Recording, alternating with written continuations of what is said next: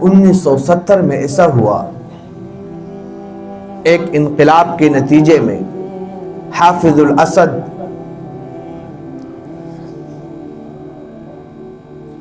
کہ حکومت جو ہے شام پر قائم ہوئی۔ حافظ الاسد اور ان کا خاندان 2000 تک،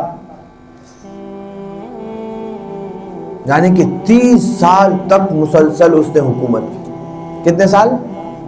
30 سال۔ اس کے بعد اس کا بیٹا آیا بشار الاسد، اس نے 25 سال حکومت کی۔ 2000 سے لے کر آج 2024 ختم ہونے والی ہے دسمبر۔ ان دونوں نے، باپ بیٹے نے جو ظلم کیے، ظلم کی داستانیں وہ تاریخ میں آپ کو نہیں ملے۔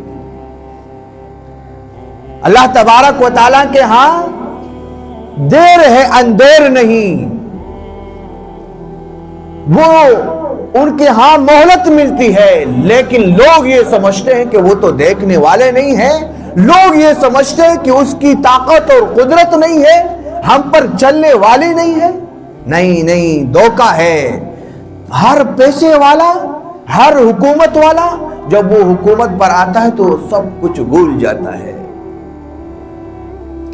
ان دونوں نے وہ ظلم کیے میرے بھائیو دوستو، مسلمانوں پر کیمیا، بارود اور طرح طرح کے مظالم انہوں نے ڈائے۔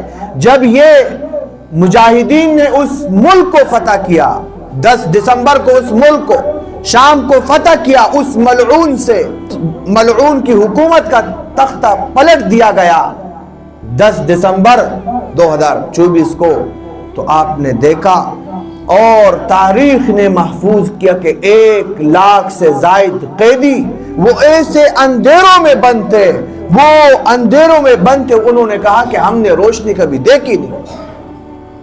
سالوں کے سال ایک عورت کو بتلایا گیا کہ آپ کا بھائی تو زندہ ہے، اور وہ 12 سال بعد اس کو پتہ چلا اس کی حالت غیر ہو گئی، کہ ہم تو یہ سمجھ رہے تھے کہ میرا بھائی شہید ہو چکا ہے، میرا بھائی مر چکا ہے، کیا وہ زندان میں پڑا ہوا تھا؟ اور اس کی حالت یہ کہ ہمیں پتہ ہی نہیں تھا۔ ایک بچہ آتا ہے، ایک لڑکا آتا ہے، 10 سال بعد وہ ماں جب اپنے بیٹے کو دیکھتی ہے زاروں قطار روتی ہے۔ اس قدر انہوں نے ظلم کیا۔ یہ کس پر؟ امریکہ کے کفار پر نہیں، یہ مسلمانوں پر یہ ظلم کیے گئے۔ میرے بھائیو دوستو، ہر چیز برداشت کی جاتی ہے لیکن ظلم برداشت نہیں کیا جاتا۔ ہر رات کے لیے صبح ہونا ہے، ہر طاقت ور کے لیے ایک دن آنا ہے، ہر ظالم کے لیے ایک اوپر آنے والا ہے، اس سے بڑھ کر طاقتور آنے والا ہے۔ کہتے ہیں لِكُلِّ فِرْعَوْنٍ موسیٰ، بڑے بڑے طاقتور آئے، رب نے کہا ہم نے ان کو ڈیل دی، لیکن وہ یہ سمجھتے رہے ہمیں تو کوئی دیکھنے والا نہیں ہے، کوئی روکنے والا نہیں ہے، روک تام والا نہیں ہے، یہاں تک کہ فرعون نے اتنی سرکشی کی، انا ربکم الاعلی کا دعویٰ کر دیا، میں سب سے بڑا خدا ہوں۔ رب نے مہلت دی، ہو سکتا ہے کبھی نہ کبھی تو میرے در پر آ جائے۔ میرے بھائیو دوستو، ظلم سے بچو۔ حدیث میں آتا ہے اتق دعوت المظلوم، معاذ بن جبل ہے، نبی کا صحابی ہے، بہت عظیم صحابی ہے، یمن جا رہے ہیں، گورنر بنائے جا رہے ہیں۔